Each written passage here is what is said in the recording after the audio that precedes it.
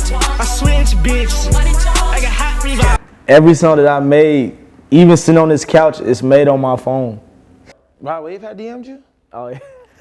I'm like, wait, what? So 13 been my number since I was a shorty for real. Yo, what's good, everybody? You know what it is. You know it isn't your boy Kingmil, the 8 God. We live again at Audio Mac. I got 13 Degrees in the building, man. What's good, brother? What up, my boy? Yo, You straight? I'm straight, brother. How you? I'm straight, gang. I know you just got off the plane and everything, bro. Appreciate you for coming straight over here, bro. Gotta slide, man. Gotta fuck with you, man. Nah, that means a lot, bro. Especially since I just recently tapped into the music, you know what I mean? As you've seen, I'm just like, damn, like, I think we finally got something special on the scene. You know, it's been a little while since somebody actually came out, you know, came into the underground with some sort of substance, you know, but you're doing it in a familiar way, but a different way. You know what I'm saying? Absolutely. So I definitely want to, you know what I mean, dive a little bit into that, you know, who you are, how that came about and everything. So where'd you come from? For the people who don't know. Well, I come from Chicago, South Side to be exact. You know, that's where I reside at, that's where I stay at, that's where I live at, so. Talk about coming up in Chicago. Just coming up Chicago, like, I guess it's kind of like a hateful city, like people don't really show you love, like you have to really work to get that love out of people, so, and I come from like, y'all don't know, I used to play like sports, like I used to play basketball, so just that whole sports background of like being the underdog and having to work your way up to get people respect, like, I guess that's how I came up, you know, in Chicago, just, you know, trying to get everybody respect, trying to get everybody to love me for what I do and, you know, stuff like that. Yeah. Nah, where I've had a lot of interviews where I ask people like, you know, I say we need to have a study behind athletes that become artists because they usually check out. It's something about that grind in an artist that I guess they come into this music scene and just dominate, you know? Yeah. But talk about the type of things you got to do to get noticed in Chicago, you know what I mean, to get that love and respect. Really just, I guess, being yourself, because there's a lot of people, like, especially around me, you know, that was hooping with me, and like now everybody want to be a gangster, now everybody want to be a rapper, but like, you know, that's not really true to them. You feel what I'm saying? It's like they just want, like, you know, hoes and shit, or they just want respect from other niggas and shit. It's not really them. So like in Chicago, like if you just really be you, like with all these fake people around you, like people will like respect you, people start to love you. It might take a while, but once they see the vision, like they always gonna love you, respect you, you know, everything. I feel like Chance the Rapper is one of those. Yeah, Chance the Rapper, yeah. You know what I mean? Because he definitely doesn't, you know, resonate with like the average Chicago style. Yeah, you he know, doesn't. What they got going on. He really stands out. Yeah. Yeah. So what got you into making music? After like when you realized hoop, I guess you realized hoop wasn't going, you know, wasn't going nowhere with it, or but maybe got injured. What happened with that? Yeah. Really, the real reason I started music, cause of course I played basketball, and when I was in college, you know, you played college ball. Yeah, I played college ball, yeah. So when I played college ball, it's just stuff wasn't going my way as I envisioned it. So I'm just thinking, what's the next move for my life? So I love the creative stuff, I love fashion, I love music. So I went with the fashion lane, and I started with the music lane, and then when I was talking to this girl from Atlanta, so I'm talking to her like, we just talking about music, you know, and we talking about the Chicago Underground, like who in the Chicago Underground is really buzzing. That's not on no street stuff, so we looking at the Luckies. He already, you know, blowing up the Juice WRLD, rest in peace. He already, you know, did his thing. Absolutely. And nobody's in that like lane that was buzzing. So I'm like, ding, ding, like I can really feel that void that Chicago's missing in the Chicago Underground that's not on no street shit. Obviously, I love music, but that was like the game plan on why, you know, I started music. And I feel like that's a lane I could have that I could take over. Yeah. So what got you to the studio? You know what I mean? Like, so you weren't making no music before at all while playing basketball? Yeah, no studio, nothing. Yeah, nah. So talk about that time where you were like, all right, I'm going to the studio today and I'm going to make this song. Nah, the crazy thing is I never went to the studio. Every song that I made, even sitting on this couch, is made on my phone. Yo, I saw a comment like that. Somebody said that in my comments. They were like, I'm just scrolling through it, so I guess I didn't think they said that about you. Damn. So like Bandlab or? Bandlab. Everything that we've heard, Tumblr models, Nah, that's crazy. All in this phone right here. The whole album, every album you done heard, every song you done heard, it came off this phone exactly. How long does it take you to make a song like Teardrops or you know what I mean? Whatever, whichever one. Teardrops, it took about at least, I say about a week, cause like I can finish a song in a day or even 20 minutes, but I want it to be like, I guess I'll be on some perfectionist stuff. So if the hook is not really like sticking, or if it's not really, catching me, I just redo it. I just keep redoing it till I feel like, it's a good song. So it usually takes me about a week to really finish a song. I mean, it just really depends how I'm feeling though. If I'm really feeling good with myself, I can knock a song out in 20 minutes, but right. I like to take my time with it so I can add some substance to it, Nah, that's real, because I feel like when I listen to your music, the hook is usually, what I gravitate towards. I'm like, damn, this hook is actually like overwhelmingly good. Like I can actually listen to this all day, every day. So I can tell you put a lot of time into those hooks. Talk a little bit about your creative process. Like, are you one of those rappers who go to the studio? Some rappers need some lean. Some rappers, you know what I mean? They need their drugs. They need all their peoples there. Yeah. I know you kind of recorded by yourself with just the headphones. So what are some things you do before you, pick up influence to rap? Yeah, really the creative process is really, I just start with writing. Like, I write most of my songs. I mean, not every song that, that I made is like written towards that beat. It's just, I go and listen to somebody and I pick a word out that, that rapper or that singer said, and I write like bars after bars with that one specific word.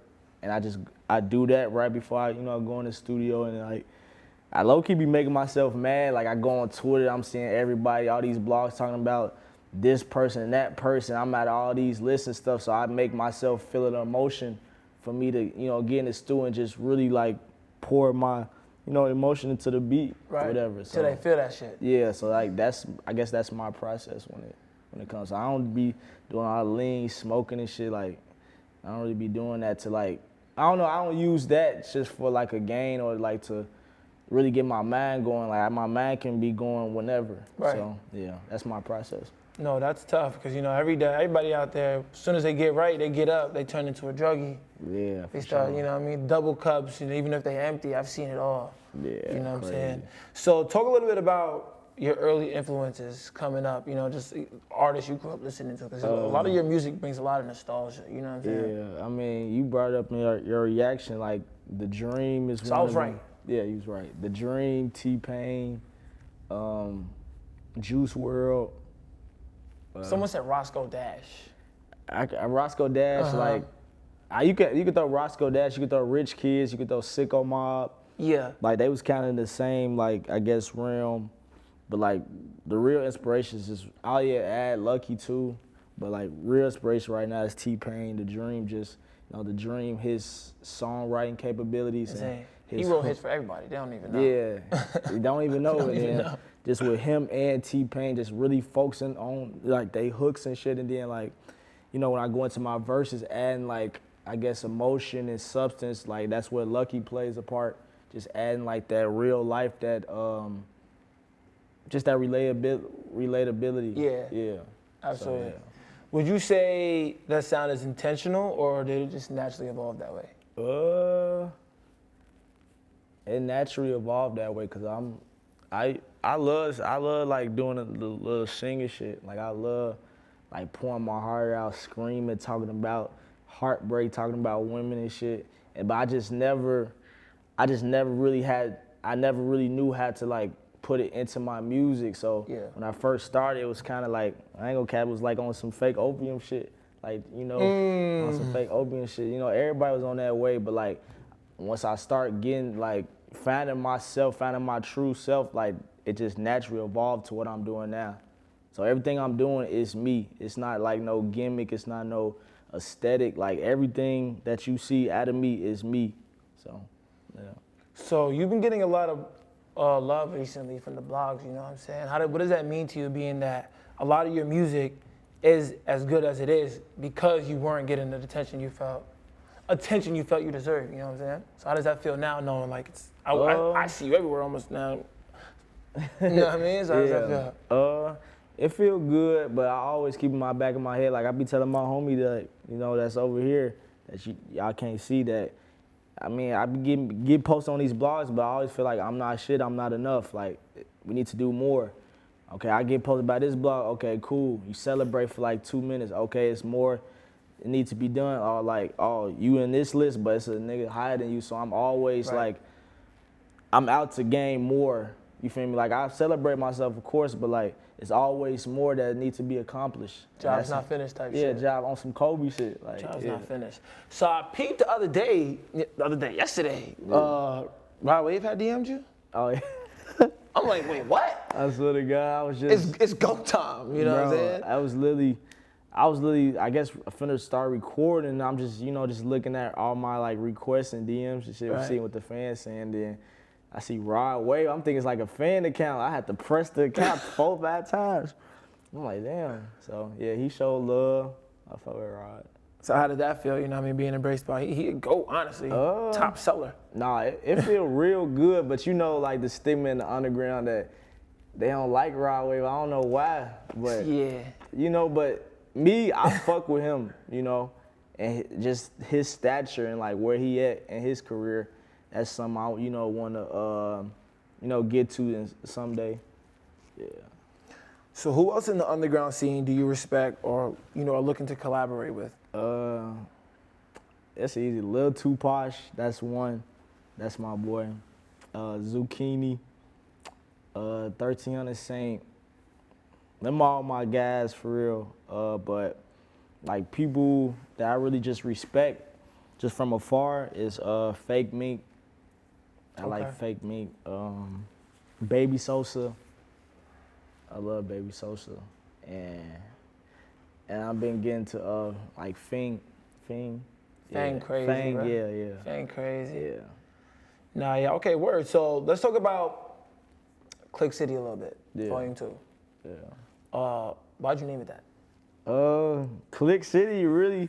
Well, I'm just give you like the origin story of it. So Click. So yeah, I know you know Kanye West Click, right? The song. So Yeah. So Click. So I'm just trying to think like it was really a group name. Like, I'm trying to figure out like a group I was trying to make. So Click was was the first name I thought about. I'm like, dang, Click sound good, but I'm trying to like throw some on top of it to like give it like that uniqueness. So I'm just figuring out different names that I can like like click onto it. And then I was just thinking like I was just looking at a bunch of like strip clubs. So I'm thinking like looking at King of Diamonds, Magic City, and then that's when Click City came about. And I'm like, damn, like I'm really fucking with that. So I just built a whole world, on top of it, just, it's cool just, thinking of something, then now it's just like what people think. You're right. Of it. Yeah. So. No, that's tough. Yeah. So I seen that you had a little situation. They took it down. You know what I mean? What was going on with all that? You got it back up quick, and what was killing me was you was posting them iPhone screenshots from this show, kid. We gotta talk about the iPhone in a second. You know what I'm saying? Yeah. But yeah, what happened with that? Man, I ain't gonna lie. Like people were saying the sample, it wasn't none of that. It was a false copyright claim. So I'm just looking at the email, like, and usually they'll tell you why it's copyrighted, and you couldn't see why it was. So I'm like, it's probably some hating ass nigga like try to take my shit down. Right. So luckily, like this shit behind the scenes was like, I got that shit right. Had to call distro like, what up? Like, Right. Yeah. Yeah, but luckily we got that shit back up. And what is the name? What would you say is your favorite song on the project? The problem solved. That's like, I can't count that. Let's make it a little harder. I say CC Choppers. Okay. That's my. Why would you say that one? It was just like, the beat was just so fun. Like you can like dance to it. You can play at a club. You can play at a park. Like it got a bunch of replay value, and you can play it anywhere. And then just the hook. I just really fuck with that hook. Absolutely. Yeah, that's hard. Nah, I could agree with that. Yeah. What does the name 13 Degrees mean?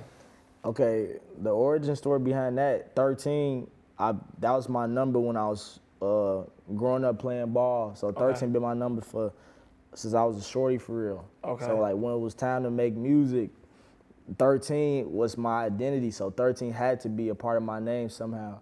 So I'm just thinking like, you know, trying to add like a little flavor to 13 because, you know, IG, you can't get just 13. So the degrees came in, and degrees just basically mean like I feel like I'm cold at what I do, everything I do. And in Chicago, it's always cold in Chicago. So 13 degrees. No, honestly, all the dots connect, man. When you think about it, like, it's all there. Everything makes sense, you know what I mean? Like, from the way the music sounds to, you know what I mean, the story to who you are, I feel like everything is like real or organic, you know, and it checks out. That, you know what I mean? That's just like the natural laws of life, y'all, you know what I'm saying? You've seen it right here in the flesh. You be yourself. And you watch what happens, you know what I'm saying? So what's next with 13? Wait, before we even get into that, we gotta talk about that iPhone. Can I see it? Oh, yeah, you can I see always have to want, is he using like a CapCut preset or something? ain't Like, no there's no way he still got this phone. Like, And it's still on too. and it's cracked and everything. Like, nah, so what makes you keep it around? I just got the newest iPhone. We got the newest iPhone versus like, I don't know, the oldest iPhone I've seen. I used to have one of those in like, I don't even know what grade. It was like 8th grade, 9th grade or something like that. What makes you carry it around? Just really shit. It remind me of home. Like it just remind me where I came from and where I built myself up from. So that's really why, you know, carry it, and just like I like to document my life through it. Right. Is that like the one you've had ever since, or? Yeah, this is my shit. First and last, you know, iPhone 4. Fire. Yeah. That's tough. So what's next for 13 Degrees? What's next for me is just, you know, just dropped the problem solver video, got a Montreality video coming out soon. Tough.